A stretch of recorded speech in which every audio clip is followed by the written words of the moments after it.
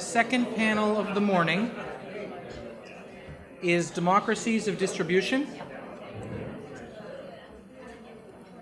And we're going to go ahead and get started with that so we can have some time for lunch, hopefully.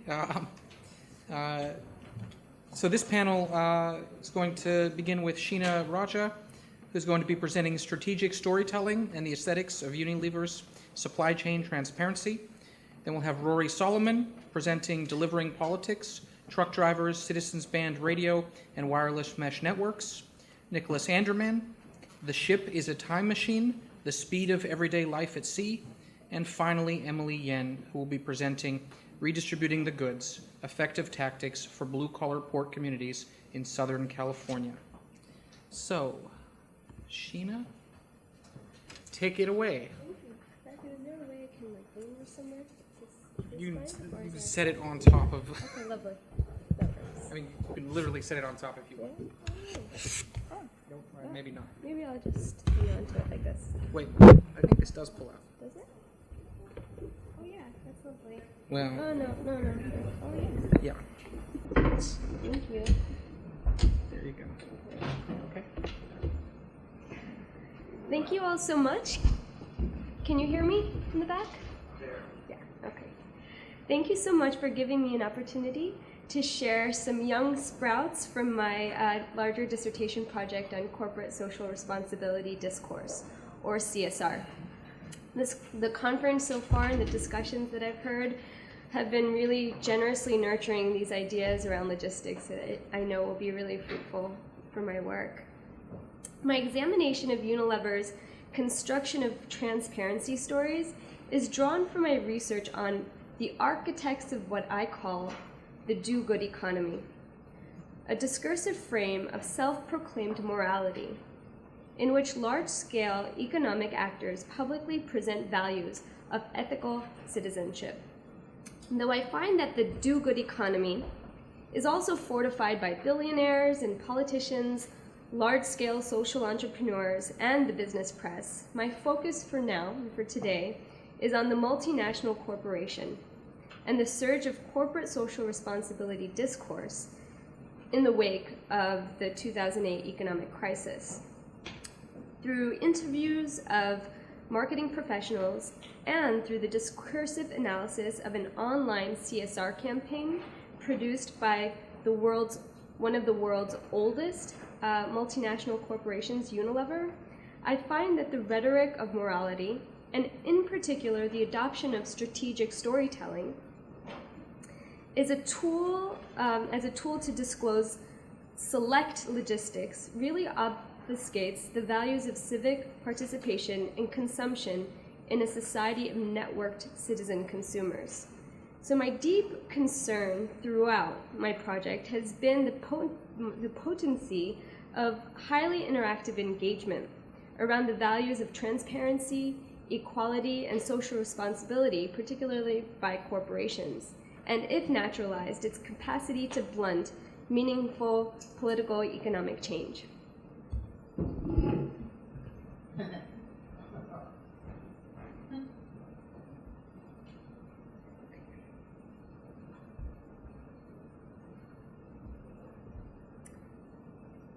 Even after some of the largest corporations have been exposed for plundering labor and natural resources, especially in vulnerable emerging markets, profitability in today's global market is still achieved by creating efficiencies in procurement, equipment, and labor.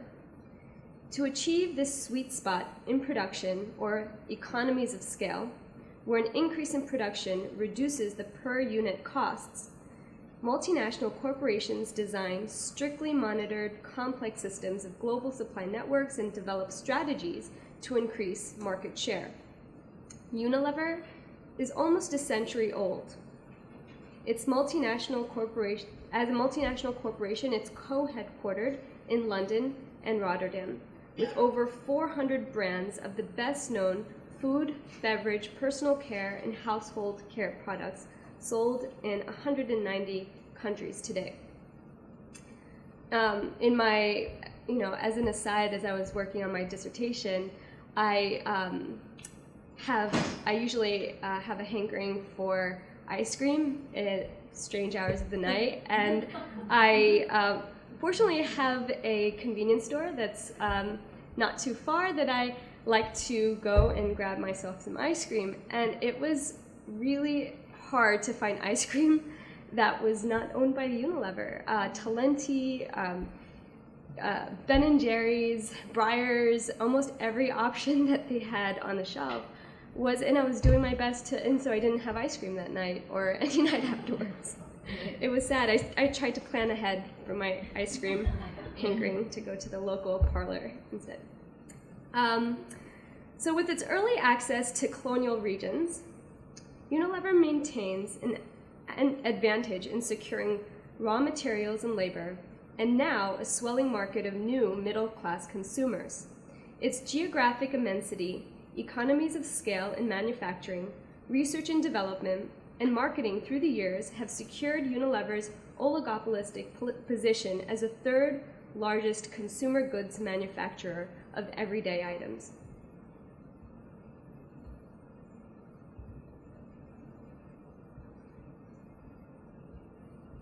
With the rise of global middle class, who has access to the internet, coupled with the increasing public scrutiny and demands for corporate social responsibility after economic crises, multinational corporations are feeling some pressure to negotiate more transparency of its manufacturing. In the case of Unilever, one such example has been its leadership in creating and chairing the Roundtable of Sustainable Palm Oil in 2004 as a gesture to bring stakeholders of palm oil processing together. However, in 2008, Greenpeace campaign really began to expose the company's illegal procurement of palm oil from protected rainforests in Indonesia, rendering the roundtable as an instrument serving corporate interests. My data collection of Unilever's online CSR discourse begins at this point in company history, when Unilever's company stock price hit a 10-year low in 2009. A newly hired CEO unveiled a CSR initiative called the Unilever Sustainable Living Plan, with a corresponding website. In an attempt to decouple future growth from environmental impact, Unilever published a 24-page plan documenting its 3 major sustainability goals and 50 material targets by 2020 that would help 1 billion people improve their health and well-being. Throughout this campaign, Unilever constructs sustainability, does not use corporate social responsibility, into a catch-all term to broadly identify all financial and non-financial, current and future corporate activities as ethically driven. Employees and suppliers are implicitly circumscribed by this new logic in order to embody a work ethic for the greater good. By 2013, on the UN's Universal Children's Day, Unilever does something that the business community has hailed and continues to hail as enlightened or conscious capitalism at its very best. It launched its first long-term internet-centric CSR campaign called Project Sunlight, later named Bright Future. No longer is CSR accessible solely through static reports. Meanings are co-created through interactivity. What I find most fascinating and troubling is that Unilever is strategically engaging its stakeholders using a virtuous personality as its strategy of participation within networked culture. During this time frame, interestingly enough, a hashtag Unilever pollutes forces Unilever's lapses and onto their social media pages. There's a steady stream of externalities, which Unilever probably writes off as externalities, that are brought onto the account, their Facebook page, and their Twitter through this hashtag, which include, during this time frame, unfair labor practices, human rights violations in Vietnamese factories, its post-Brexit price increases after the devaluation of the British pound, its sexist and pigment-biased advertising campaigns for skin lightening creams, its mercury poisoning at factories in India, and the list goes on. After gathering 3 years' worth of data from this online campaign between 2013 and 2016, alongside these interviews that I conducted, I learned that marketers working on digital communication strategy are using a branding technique called strategic storytelling. And the participants in my study suggest the popularity of strategic storytelling meets the desire that corporations have for presenting transparency and meaning to more connected and critical consumers. Columbia University's business school has an online program, a seminar that you can take in strategic storytelling. And the course description rationalizes, because stories provide a structure for reality, a key to understanding, because they play to the emotions and rely upon empathy, narrative thinking is a powerful tool. Though neoliberal ideology idealizes the rational decision-making of Homo economicus, the self-interested agent, strategic storytelling uncovers the way affect and morality is legitimized and ultimately applied as a tool for coercion. In Unilever's online CSR campaign, strategic stories around sustainability constructs a peer transparency of its business operations, and it crafts opportunities for civic participation. The interactive and temporal allowances of social media applications allow Unilever to act as any user, participating in the process of constructing shared meanings, experiences, relationships, morals, and ethics through narrative storytelling.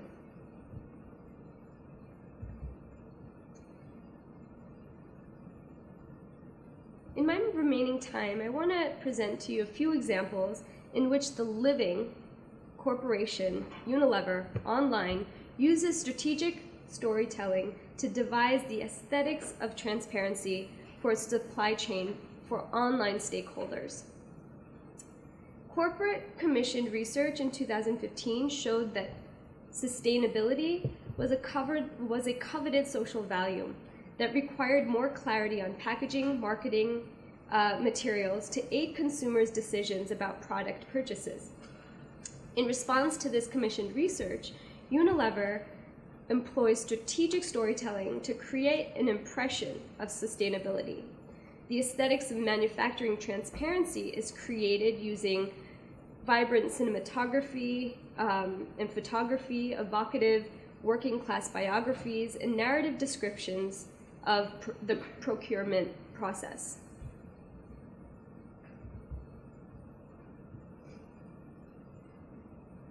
Rather than clearly establishing and communicating responsible business practice through its entire business, transparency stories in Unilever's CSR discourse are limited only for the select sustainability brands out of its suite of 400 brands. For example, Unilever's Knorr brand has a website, and it narrates romantic stories of mindful farmers growing tomatoes in Turkey, tarragon in France, and pumpkins in Australia. On Knorr's website, the brand articulates its dedication to sustainability. Our story of sustainability isn't just one story, it's 1,000 little ones that all come together to make the world a better, tastier place. Farmers, suppliers, and chefs, everyone has their own tale to tell. And they're all doing their bit to help us source all of our agricultural ingredients sustainably by 2020. Expansive panoramic visuals and corresponding text outlines the stories of responsible farmers taking tremendous efforts to ensure biodiversity is preserved, that water is used efficiently, and pests are reduced humanely. The photographs and stories are sanitized of images of laborers and instead present images of provincial farmers far from any hint of industrial, agricultural enterprise or exploitation. As strategic storytelling of romanticized industrial production becomes a dominant narrative in corporate-mediated spaces, the illusion of conscious capitalist logistics becomes potentially more difficult to oppose or amend.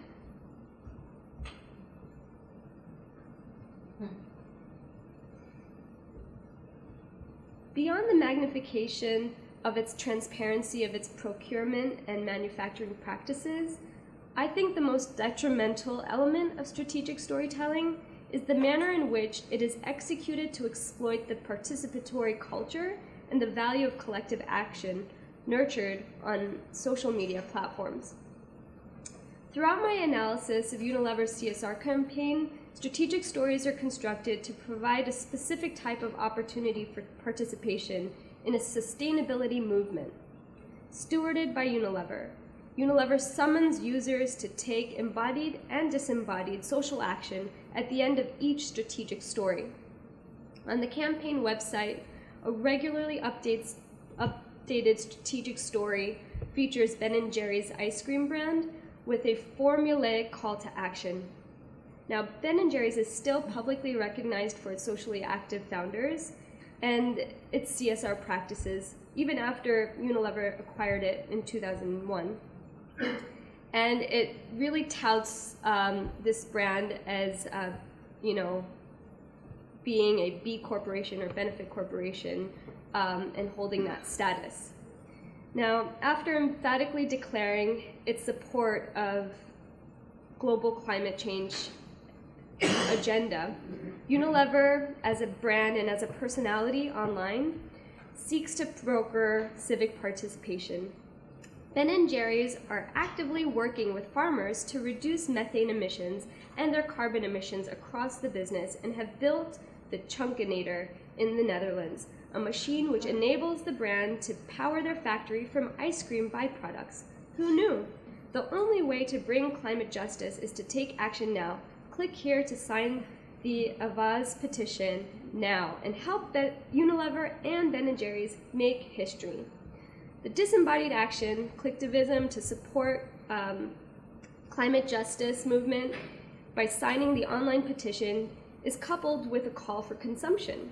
We created a flavor to bring attention to this historic issue and to send out our own SOS for the planet.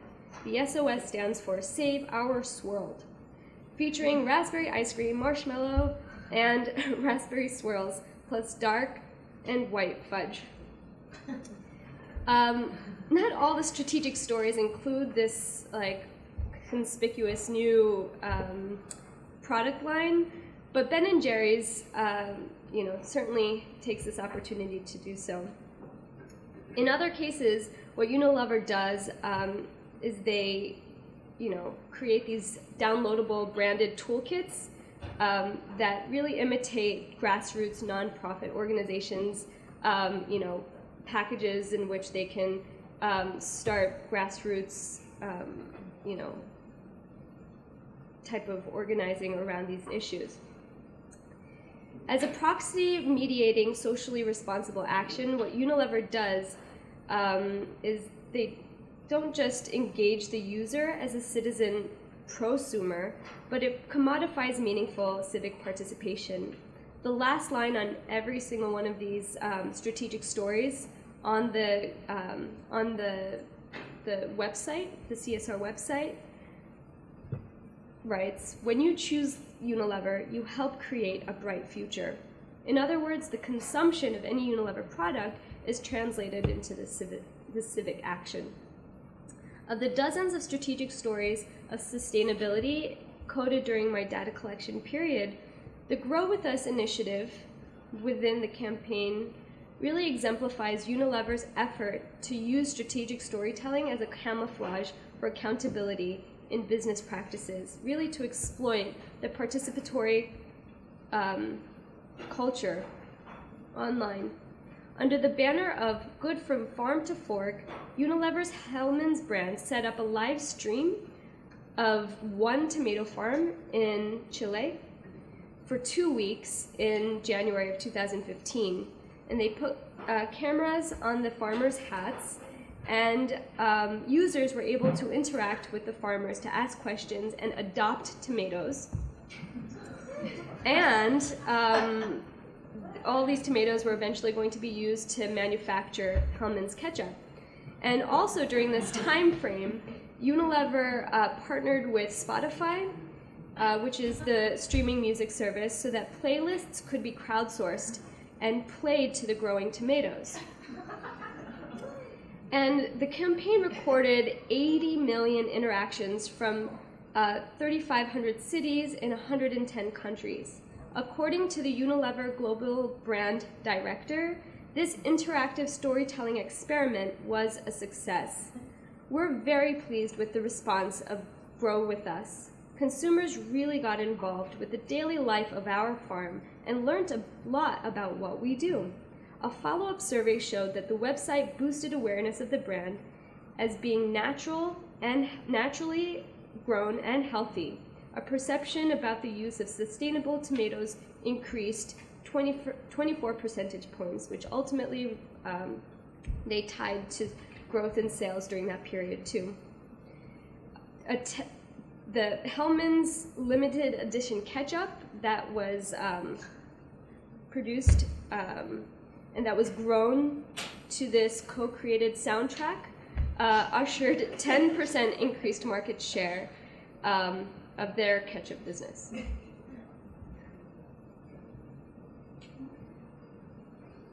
So this interactive form of strategic storytelling in the Grow With Us initiative represents an immersive form of digital marketing in which the aesthetics of transparency is choreographed for a citizen prosumer.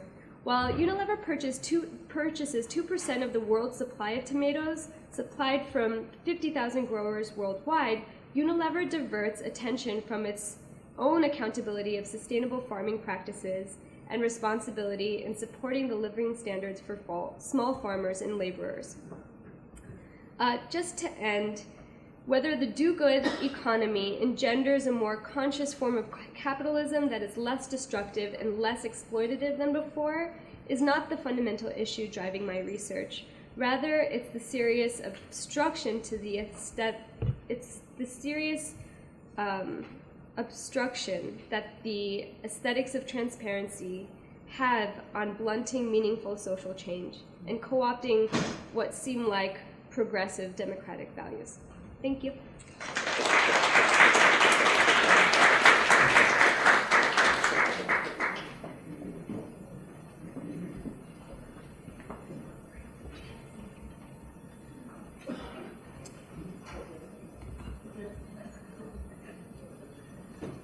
No, we don't need that. No. Start at the beginning. Oh, that's not the beginning. No. Sorry, that's okay.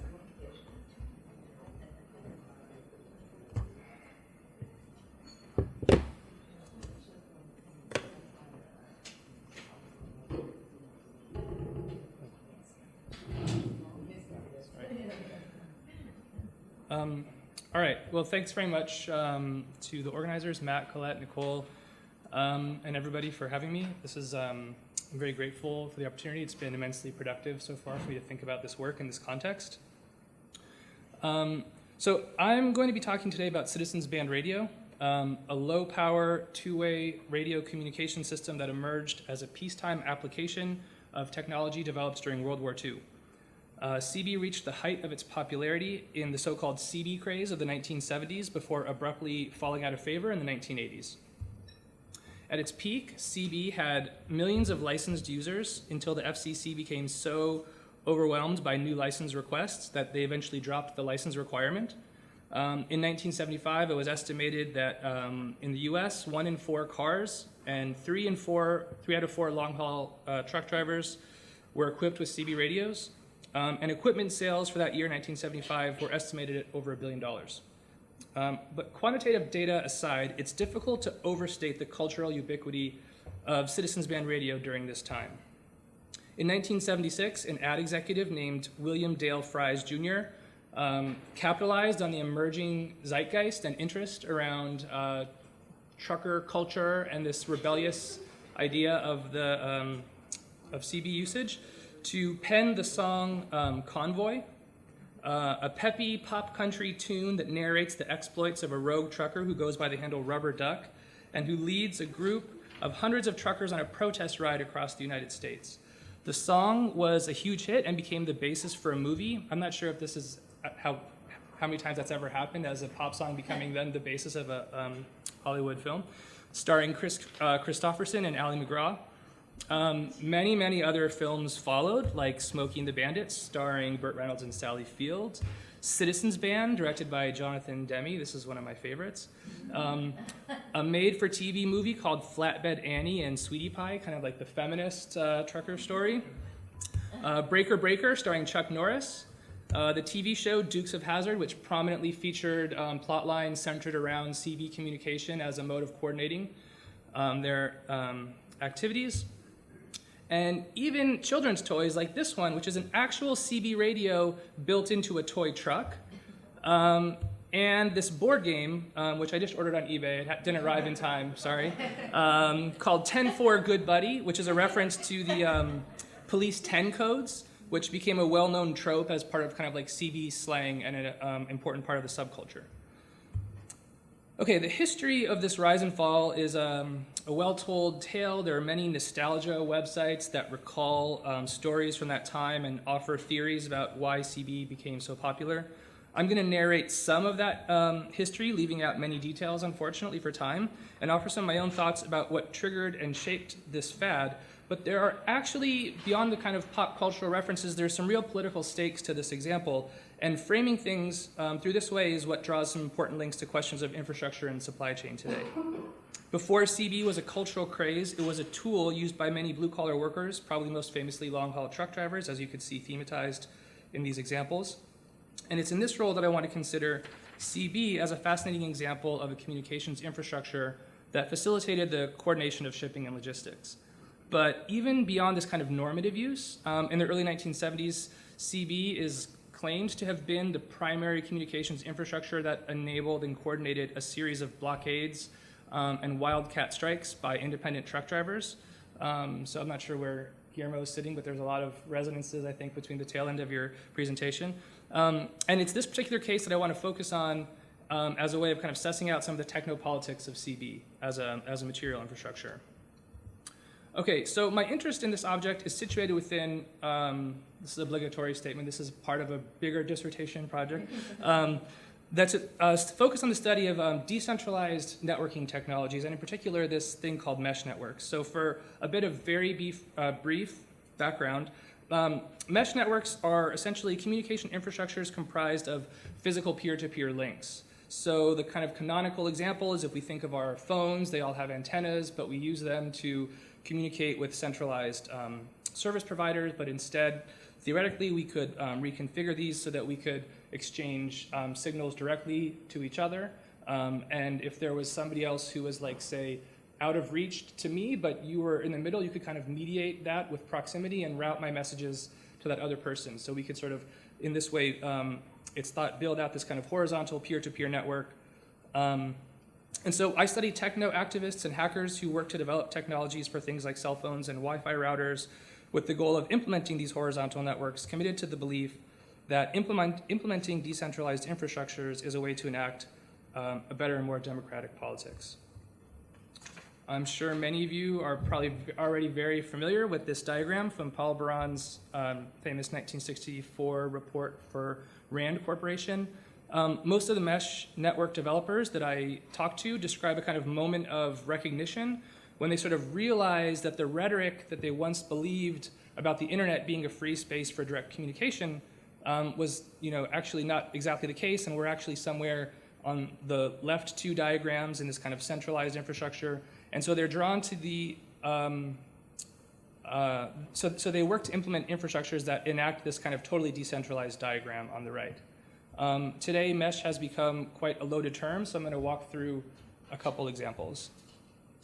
This is a commercial mesh network device offered by a startup called Gotenna. This works in the 900 megahertz frequency band. They sell this proprietary device that they imagine could be the basis of a coast-to-coast mesh network made up of chains of small 1-mile links if there's enough people.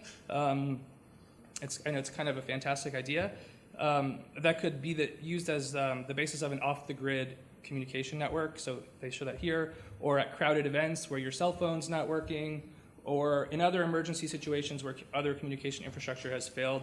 They're actually working on deploying some of these in Puerto Rico right now, where other forms of connectivity have failed, and of course, the politics of a proprietary platform standing in for the failure of large-scale public infrastructure should be troubling, to say the least. This is an example based here in New York called NYC Mesh that's supported by community donations and funding from the Internet Society. They put Wi-Fi routers on rooftops connected directly to each other as a way of functioning like a kind of ISP, an alternative internet service provider. And then this is a kind of a class of relatively new products that offer mesh networks for your home. Devices like this are available from Linksys, Netgear, Google, and others. These are mesh routers sold to consumers as a way to interconnect more devices in their home, typically when the signal of one Wi-Fi router is not enough to reach everywhere in a home, which is almost unthinkable for me as a New Yorker to imagine that somebody might have this problem. So at this moment, when we're starting to see these more large-scale, viable public mesh projects with real stakes, for better or for worse, products like this take the mesh network out of the public and into the realm of the privacy of the individual family or home, evacuating it of this political potential. So we might want to call this like the domestication of mesh. And of course, there's many other examples of mesh as a framework for sensor networks that could provide a communication infrastructure to serve as a basis for smart cities, monitoring pollution and traffic, or monitoring forests for fires. And here, mesh kind of serves as a basis for so-called Internet of Things, largely framed as aiding in efficiency of sort of mainstream economic activity. Just to be clear, many of the mesh network activists that I follow are interested in these kind of systems, but they don't sort of imbue them with the same political stakes as the other projects that they're invested in. There are many ways we could sort of categorize and taxonomize these examples, and developing that taxonomy is part of what I'm currently working on. But for kind of a top-level category, I'm thinking of mobility versus fixity. So mesh networks for which the antennas and nodes are fixed in place versus those for which the antennas are freely moving around, either attached to people or vehicles or something else. So in the former case, I argue that mobile mesh networks are co-constituted with coordination. These networks work or not as kind of emergent properties of the coordinated movement of goods and bodies. And these networks are also used largely toward the purpose of coordinating the movement of other types of people and goods. By contrast, projects like NYC Mesh, in which antennas are fixed in place, are constituted through an attention to something like a commons. They involve planning and strategizing about where to place nodes for optimal network shape, and they make careful attention to how things like maintenance and how to create a sustainable community around the project. And it's the first category, mobility, that I'll be focused on today, and this is what I'm taking CB radio to be a kind of an example in the prehistory of digital mobile mesh networks. Okay, so on July 28th, 1945, as World War II was coming to its violent conclusion, the Saturday Evening Post ran a piece by then FCC Commissioner E.K. Jett, heralding what was then called Citizens Radio Communication Service, a collection of regulations that would allow wartime radio communications technology to be repurposed for everyday use during peacetime. The regulatory changes had to wait until the war was fully resolved, and the technology was not actually sufficiently developed to be a viable consumer product. So this article is actually a collection of predictions and speculation and a bit of industry boosterism, attempting to kind of induce and steer how this technology would unfold, what it would do, and how people would use it. And we can see that imagination quite circumscribed here by predictable gender scripts of the time. The troubled female motorist is a kind of recurring trope that comes up again and again in CB marketing, always calling out into the void for help. And there's actually some interesting then, like, kind of, I guess you could say, critical reflections on that, when it's like, you know, the troubled female motorist is calling for help, and like, who's going to come? Like, there's no guarantee that there's, like, you know, an authority figure or a helpful person.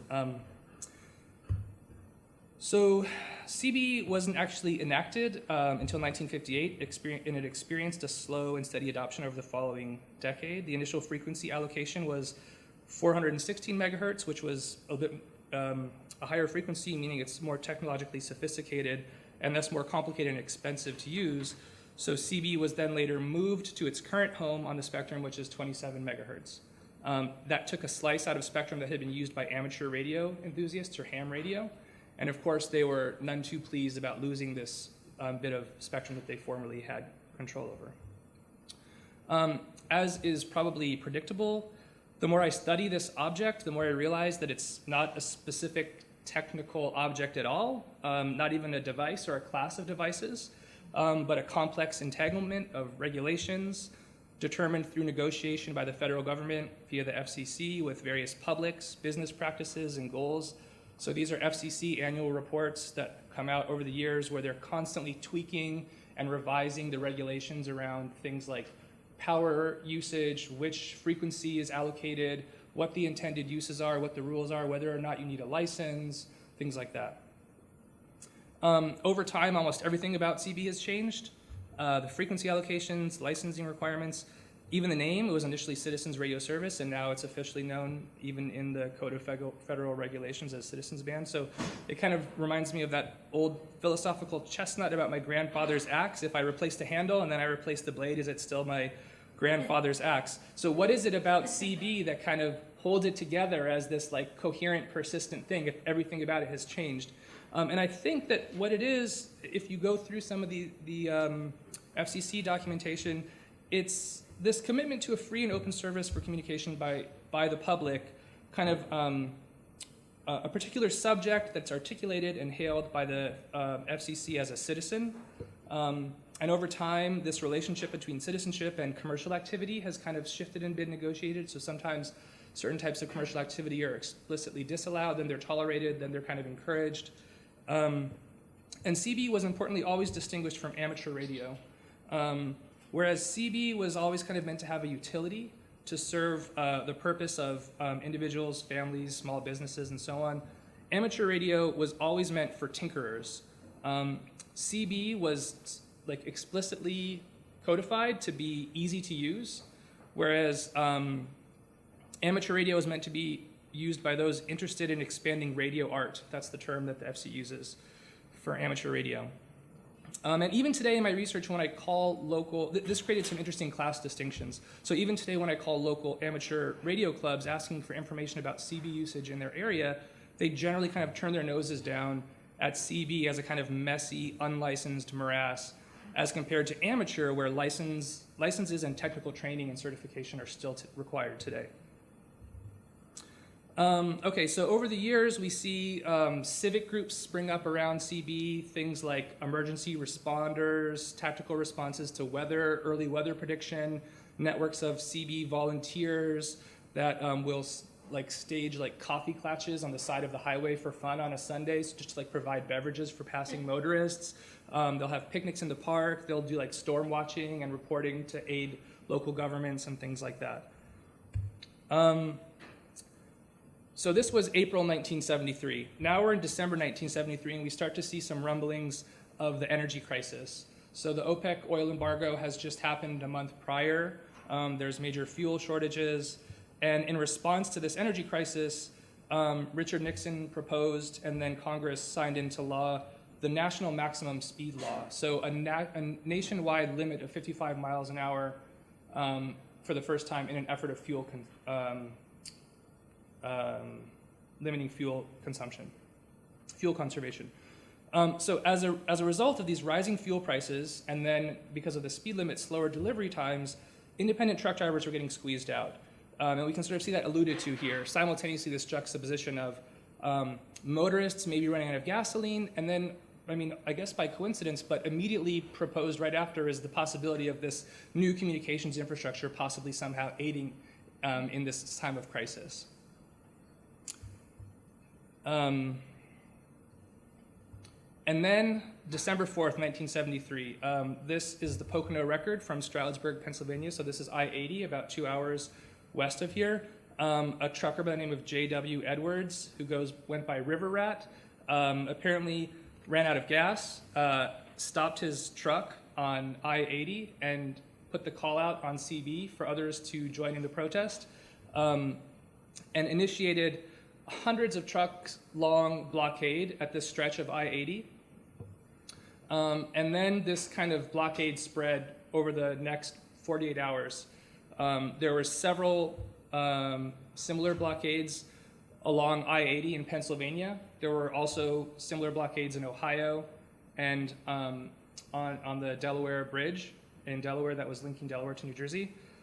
And so what actually happened in Pennsylvania was that the governor, Milton Shapp, came and visited the strikers. They actually they were instructed to stop the blockade because it was like endangering people, that might need emergency services or something. So they stopped the blockade after about 2 days, and then again, over the next 4 months, they sort of did more strategically planned work stoppages. So they would pull their trucks over, not blocking the highway, but then stop shipping stuff for like periods of 1 to 5 days. So there was another one in early January, there was another in February, and then again in May. And they actually, at some point, got to talk to Washington. Several of their representatives, like sort of self-selected representatives, visited Washington. Then Senator Bob Dole intervened, and they won some concessions. There were some changed policies about waiting times at loading docks, and they were allowed to sort of put markups on their delivery in accordance with the fuel price raises, and fuel prices were capped for several months. So I'm kind of fixated with, well, I'm kind of running out of time. But I've been trying to figure out, like, to what extent CB was actually the integral infrastructure for coordinating this. And I'm kind of, the jury is still out. There is a lot of evidence where I see, truckers get on their CB, and every trucker from here to Connecticut, makes threats of violence to those that don't pull over. This is a story about a guy, who received the go-ahead to strike from another truck driver. And then we see pictures like this. This is a person who goes by the name Sturdley, apparently sitting on the side of the road, putting out the call to passing trucks to join in the blockade. I'm kind of, I guess, eventually less interested in whether or not this was the direct coordination tool, and more interested in the fact that CB was seen as a kind of like rebellious mode of communication, and so it was almost used as a kind of talisman or an identity marker for the movement, since they were self-identifying as a kind of group of rebellious outsiders. So it was almost more important what CB stood for in the popular imagination, and then that's why 2 years later we, I think, end up with this this sort of the last cowboy is a term that's often used. Let's see. So I wish there was a happy ending to this story.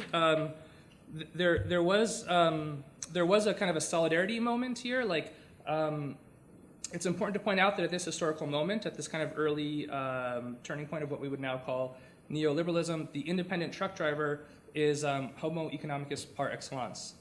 These drivers were entrepreneurs and businesses of one, very concerned about optimizing their time and moving goods as efficiently as possible.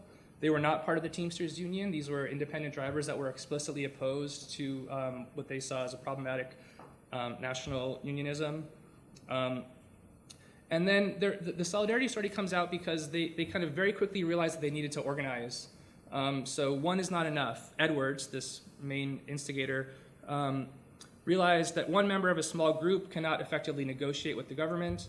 And then this is the webpage for the Owner-Operator Independent Drivers Association. So their self-described history points to, this organization founded like a week after the first blockade. So they very quickly realized that even though they were kind of doing this independent wildcat strike, they needed to kind of reconstitute some type of collectivity. I'm out of time.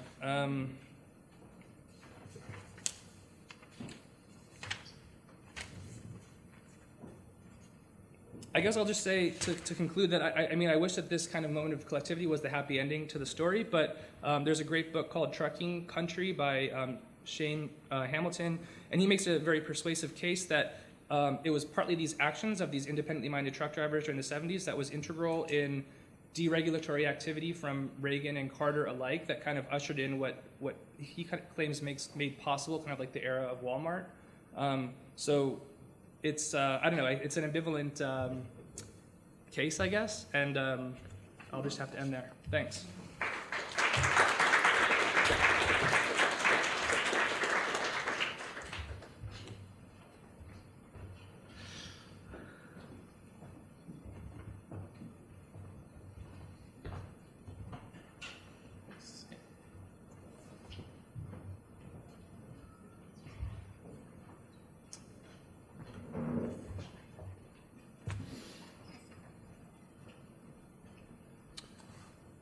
Hi, can everyone hear me?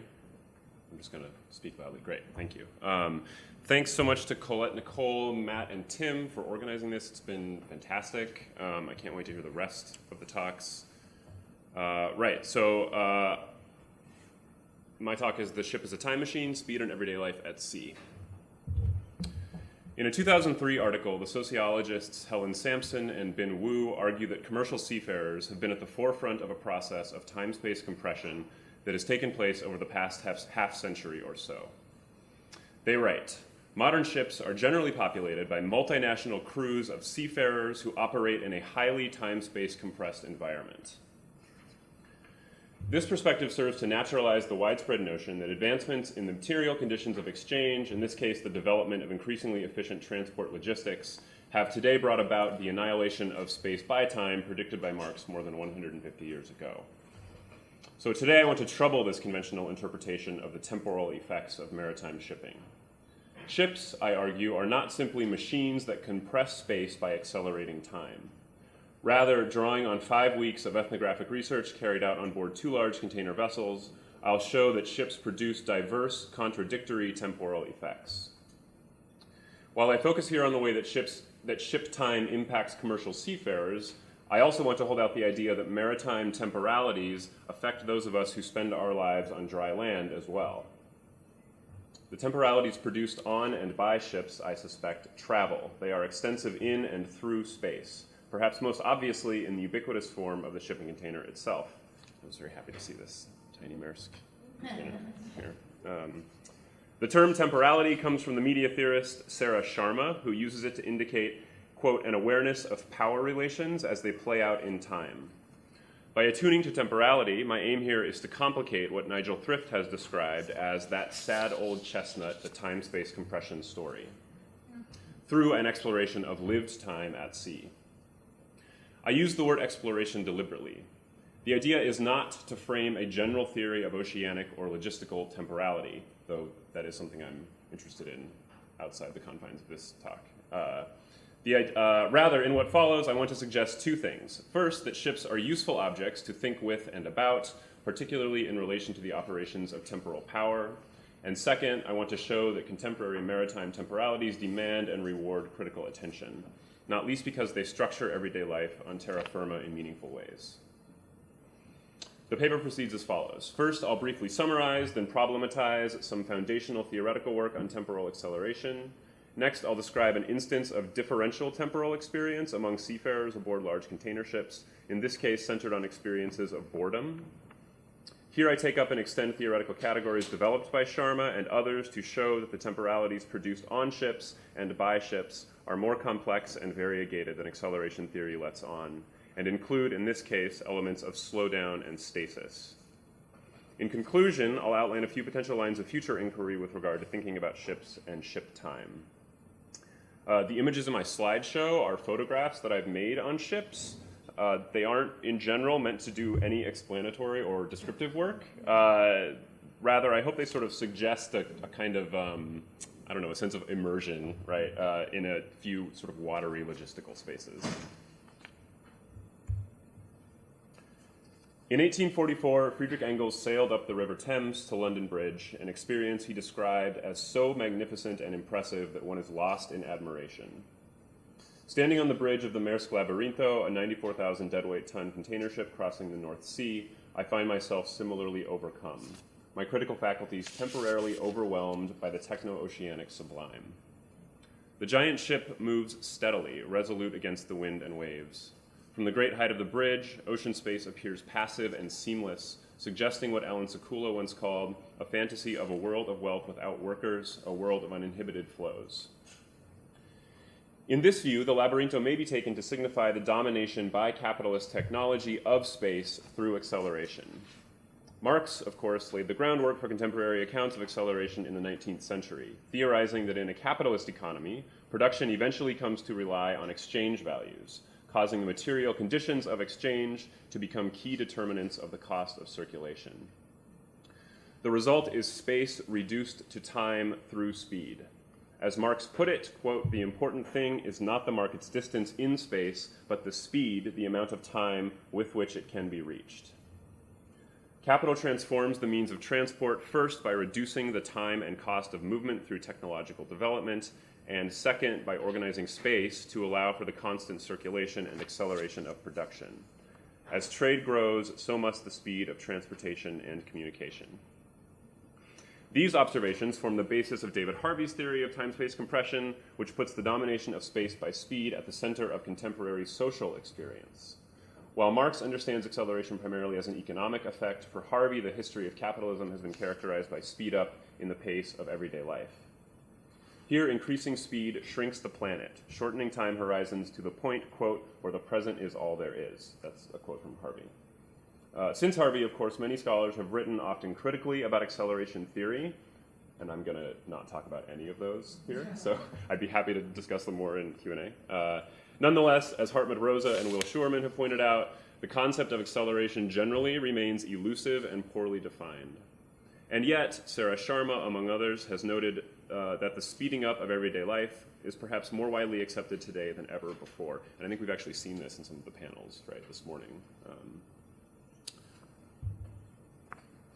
I'll say a bit more here about Sharma's critique of speed up, which I find compelling and which I make use of throughout this paper.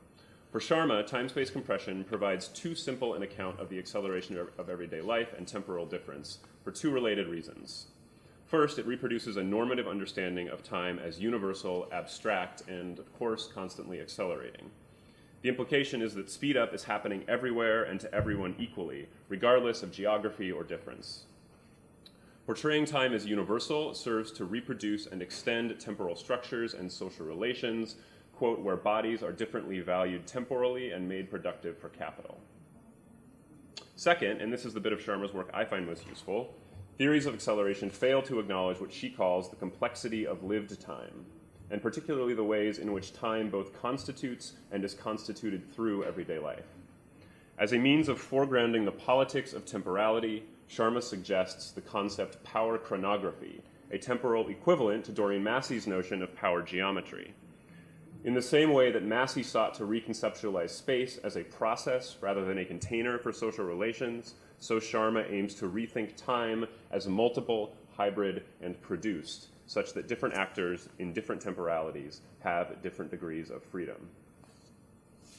By paying close attention to everyday rhythms and tempos, then, we may begin to discern how power works in and through time, who benefits from particular temporalities, and importantly, who does not. I draw directly on Sharma when I propose that an interpretation of the container ship as a technology of social acceleration or time-space compression fails to account for the diverse temporal experiences of commercial seafarers. As one seafarer put it, with reference to our vessel crossing the international date line, quote, "the ship is a time machine." I want to take this cryptic pronouncement seriously.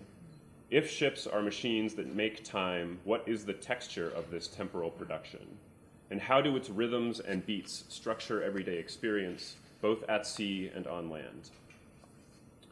In an effort to begin to respond to these questions, I'll now briefly, very briefly, turn to an example having to do with differential experiences of boredom among seafarers. The Labyrinto runs between Europe and South America. During the ocean crossing, which is called deep seas in maritime lingo, there are few interruptions to daily routines. As such, seafarers report that during deep seas, time is generally felt to move slower than when the vessel is calling at ports in quick succession in Europe or Brazil. However, this slowdown is not experienced in the same way by all crew members. When I asked the captain of the Labyrinto if he experiences boredom at sea, he says, "Oh, we don't get a chance, we're always too busy." Later, he tells me that he prefers deep-sea passages because continuous port arrivals and departures disrupt the ship's routines and force the crew to forego sleep. Salem, the second officer on the Labyrinto, is also a fan of ocean crossings. The longer, the better. "I love deep seas," he tells me. "I mean, as cadets, you always love coming ashore. But for me, I like it when I'm on ships which do like 35, 40 days at sea." I heard similar opinions from the officers on board the CMA CGM Cendrillon, the other vessel I spent time on, which is, well, this is the ship underneath all those containers. These officers' accounts of deep-sea sailing differ dramatically from those of the deckhands. Standing at the stern of the Labyrinto as the ship pulls into London, John, the vessel's lowest-ranking sailor, explained to me why he liked it when the ship made port stops in quick succession in Europe as opposed to the long Atlantic passage. "I prefer here," he said. "You cannot feel the time. Time moves very fast. In deep sea, it is very boredom. You get a lot of rest, which is good, but time moves very slow." The geographer Ben Anderson describes boredom as a dulling of affect that arises through an incapacity in habit brought about by the standardization of material and spatial temporal organization. During deep-sea passages, deckhands spend the majority of their time performing mundane tasks of maintenance and repair.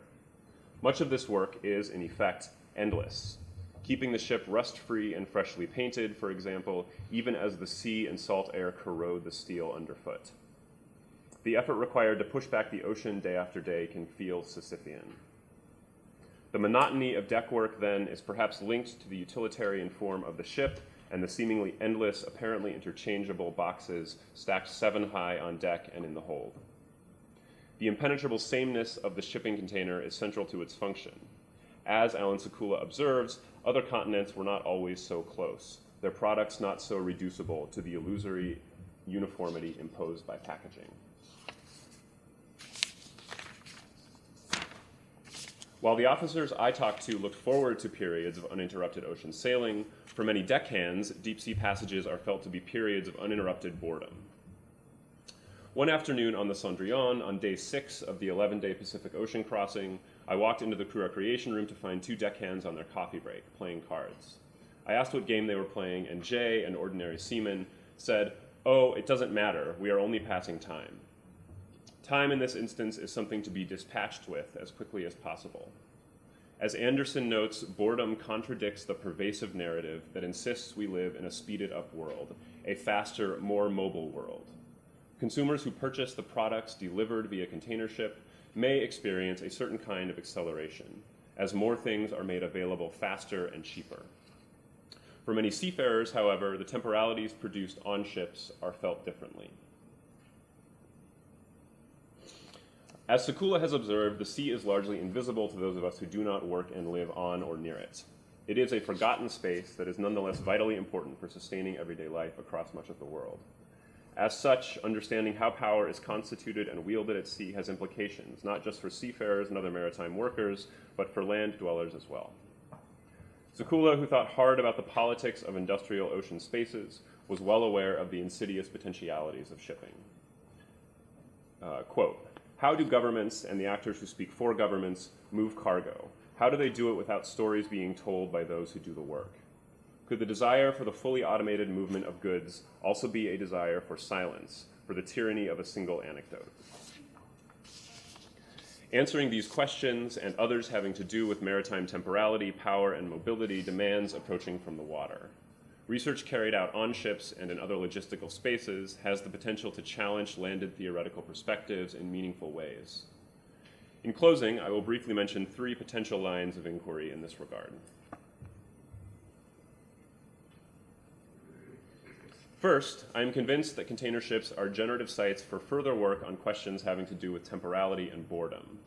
The cultural theorist Sean Nagai provocatively suggests that boredom asks us to ask what ways of responding our culture makes available to us, and under what conditions. Perhaps the boredom experienced by seafarers is differentially connected to the temporal acceleration experienced by consumers on land. Does the slowing down of temporal experience at sea enable its speed up on shore? If boredom is effectively offshored to seafarers, how does this process work? What is the relationship, if any, between boredom at sea and the material characteristics of shipping containers and container ships? More generally, how does temporality operate across supply chains? Second, there is much more to say about the lively materiality of shipping containers and container logistics more broadly. As the geographer Andrew Barry has noted, metals are extraordinarily fluid, full of local sources of transformation and instability. How does Core 10 weathering steel, the material used in most container manufacture, act on ships and in other oceanic spaces? What role has the shift to containerized cargo over the past half century played in obscuring ocean space in public imaginaries? Furthermore, why have recent efforts by states to secure containerized infrastructures via risk management led, ironically, to a growing sense of insecurity at ports around the world? Finally, I want to hold out the idea that telling seafarers' stories is vital work with broad political implications. Acceleration theory interprets large container ships as signifiers of the quickening pulse of capitalism. Coming to terms with seafarers' temporal experiences, then, is potentially a means of undercutting the monolithic narrative capital tells about itself. As Sharma succinctly puts it, focusing on speed up rather than temporality does an injustice to the multitude of time-based experiences specific to different populations that live, labor, and sleep under the auspices of global capital. Thank you.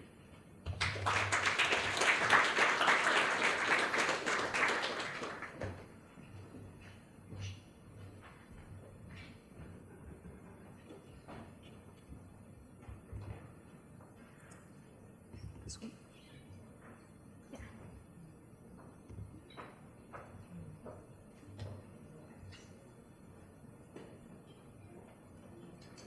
Hi everyone, my name is Emily Yen. I'm a doctoral candidate in the sociology department at UCLA. Thank you so much for having me here at this conference and allowing me to share my work. So this presentation is based on my dissertation research where I did a 4.5 year ethnography at the Port of LA and the Port of Long Beach, which are right next to each other on the same body of water.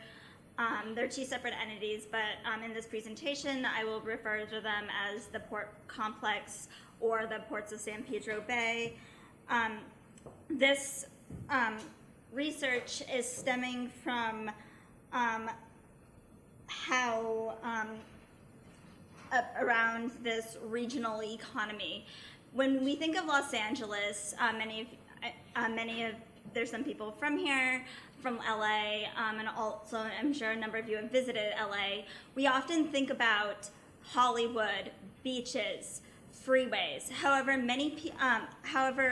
the Port of LA, which is in San Pedro, and which is 30 miles south of downtown LA, is a major driver of the economy.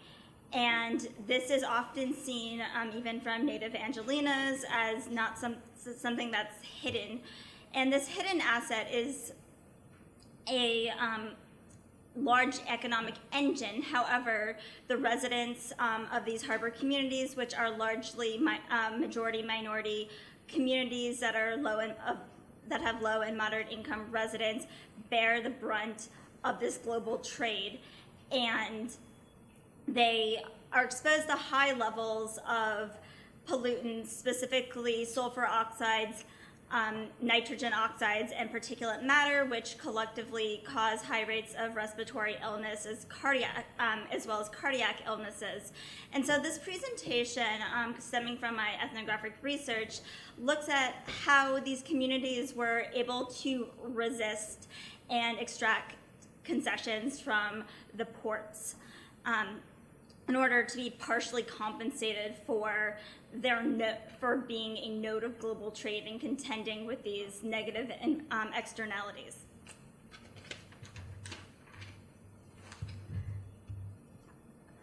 Okay, so thinking about the scale of the ports of LA and Long Beach, this is the #1 trade gateway in the United States since 1984. The amount of cargo has dramatically risen, and these are the ports rank in terms of cargo volume #1 and #2 in the country, and over $2 billion of goods come through these ports every single day. So this is a very massive scale. Container ships, which I know that some of you have seen or have been on, are massive. I mean, they're the length of the Empire State Building and the width of a 10-lane highway, and they emit large amounts of these pollutants. So thinking about my research just really quickly, so this ethnography stemmed from me going to community events like board meetings, as well as port-sponsored events. And then I also spent a year in the executive office of the Port of Los Angeles as their inaugural port fellow. I wrote their community engagement manual, so I got to see how on the other side of things, how the port viewed the community. And I interviewed a number of stakeholders, as reviewed a number of documents. So thinking about who the port is, because we often say the port, but like we're discussing not just like a body of water. The port authorities are specific entities or quasi-governmental agencies, and they are specific. So the Port of these are two separate entities, and they are divisions. There's a harbor department in each city. So the employees of the port are city employees. Just to be clear, both of these are landlord ports, meaning that the terminals, so where the goods are being loaded and unloaded, are rented. So the terminal operators are private employers, and so the dock workers are employed separately. So thinking about geographically where these ports are, so in red, that's LA County, and then the Port of LA and the Port of Long Beach are right next to each other on the same body of water. And so on the LA side, San Pedro and Wilmington are the two communities that are closest to the ports. These are both Latino majority communities. And in Long Beach, Western Long Beach, which is also has a Latino plurality and is a low-income community, abuts the Port of Long Beach and it's right next to the 710 corridor, which means that they're also getting exposed to truck traffic. So here, so this is Western Long Beach, and so you can see some of the demographics. So thinking about the pollution that these communities face. So the majority of the pollution is coming from the sulfur, from the marine vessels for sulfur oxides, and meaning that it's not actually coming from the trucks. Marine vessels are a lot less regulated than trucks. And so, and it was really striking, just like the amount of pollution that these ships are emitting. I mean, there are strategies such as financial incentives for plugging in and other types of green technology, but this is a very large-scale problem. So thinking about what are the ways that the legal framework that these communities were able to resist in, I'm going to step back a little bit and go back in time, thinking about the transformation in the legal framework of environmental regulation. So thinking about environmental regulation just in the late 60s stemmed from a movement around conservation, There was the first Earth Day, and many of these were thinking about environmentalism, mostly in regards to conservation. And the majority of the participants of the first Earth Day were Caucasian, and were many of this action was happening on college campuses and not in these low-income communities that were facing toxic hazards. And so within Los Angeles, many of the mainstream environmental movement groups were not actively trying to court these communities. So one of the major I'll briefly go over this timeline, but like one of the major turning points in LA was the Mothers of East LA. This was a group of mothers who were protesting a incinerator that was in East LA that was next to a school. And so through this environmental movement, Gloria Molina came out of this and worked with Communities for a Better Environment, which was a group that initially came out of Chicago and that really focused on these low income communities and building capacity. And so there was a branch that started in Long Beach, and there was a number of regulations that passed in California, which including the California Environmental Quality Act. So this is CEQA, which gave broad leverage for people in a number of people to sue the port sue basically when there's a new project to insist on an environmental impact review, which gave legal standing to a large number of people. So that's kind of the background. And during this time period, the Port of, thinking about this on an economic scale during this time period that is outlined here, the city of Los Angeles was going through an economic recession in the early 90s. So after the Cold War, the aerospace industry is also based in California, was centered in Southern California. After the end of the Cold War, between 1989 and 1999, LA County lost 200,000 jobs in the aerospace industry. It was going through a deep recession, and the logistics industry was rising largely based on macro level factors in global trade in China, as well as other parts of Asia, and as well as changes in shipping technology, which allowed for larger ships being built, meaning that they made fewer port calls. And LA developed as one of the dominant ports. In 1984, it eclipsed the Port of New York and New Jersey as the key trade gateway. And so with this increased activity, led to higher levels of pollution, and so during this time period, there was increased awareness. The Children's Hospital, which was affiliated with USC, put out a large healthcare study, and through this awareness, these communities, which had already been growing over time, this allowed for the development of this lawsuit that was really the first moment for communities to be able to resist. So this was one of these unexpected victories. So just a super quick background, which I can take more questions during Q&A. During this time of economic uncertainty, the Port of LA was trying to expand to be able to have the capacity to have larger ships. They had the mayor of LA green-lighted the project with city council approval.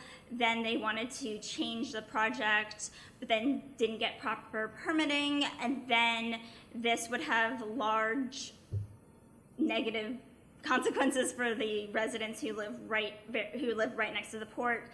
And then the community was able to partner with one of the large national, with the Natural Resource Defense Council, and then they successfully sued the port. And won major concessions, in addition to getting $50 million and reduce the scale of the project. They were able to develop a community council that controlled $20 million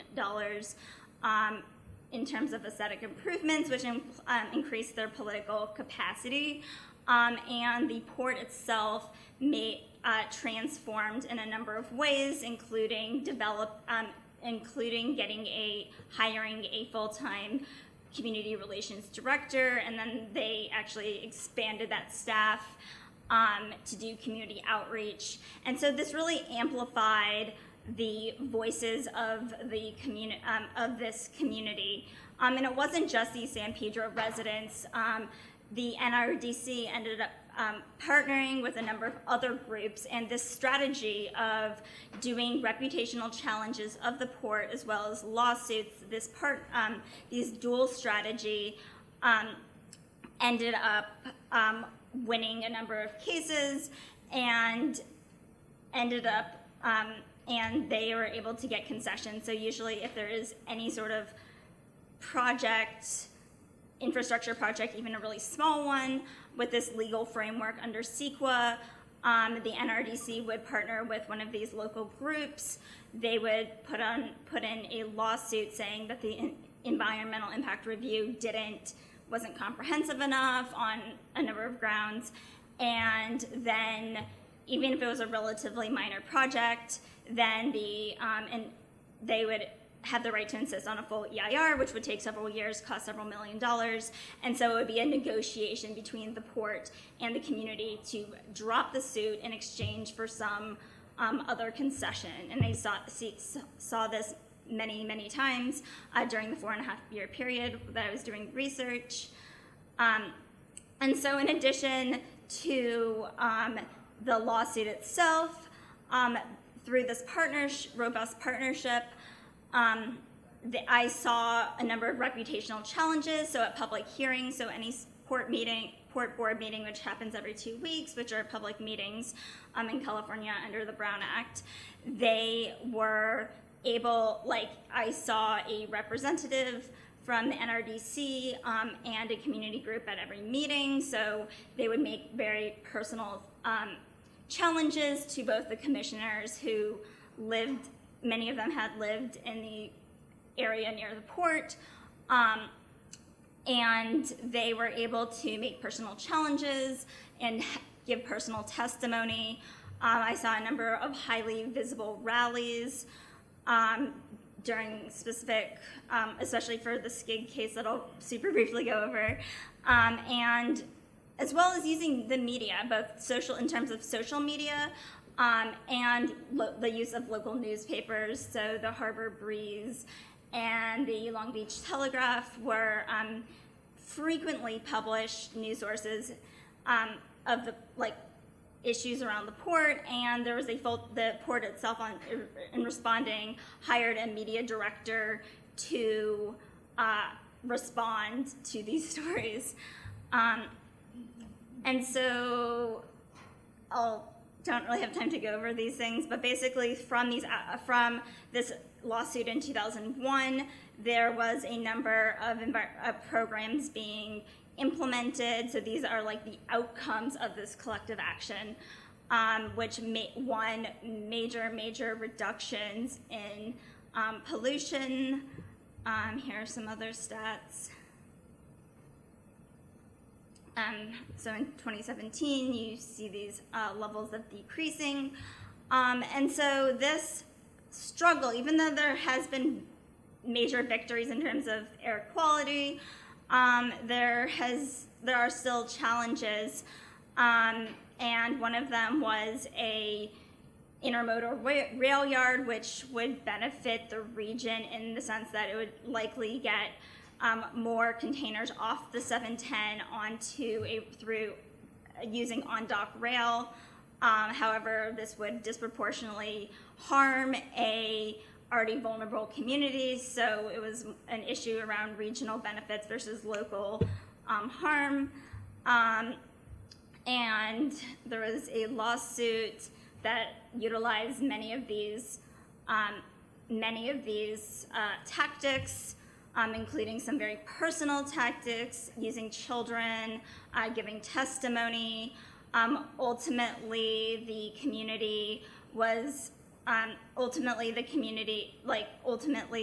lawsuit, they were able to block it. They were able to block the construction of the yard. However, it's right now being appealed in court, so it's unclear how this is all going to play out. But it's very interesting that in 2016, they used this robust set of tactics that carried over. So in conclusion, communities, so these low and moderate income communities gain material concessions and better political representation through this usage of tactics. These grassroots groups transformed the agenda of the environmental movement and developed symbiotic relationships with mainstream environmental groups, meaning that it isn't just that these local groups are reliant on these free pro bono resources. These communities, the NRDC couldn't do this work without East Yards for Communities for Justice, like in terms of being able to carry out its mission. These local groups are the ones generating the cases for the NRDC and other groups. And they have used this robust repertoire of tactics and coalitional networks. And so through this, these partnerships, they developed particular capacities. Since they are going to meetings together, they've been able to amplify their political voice. Thank you.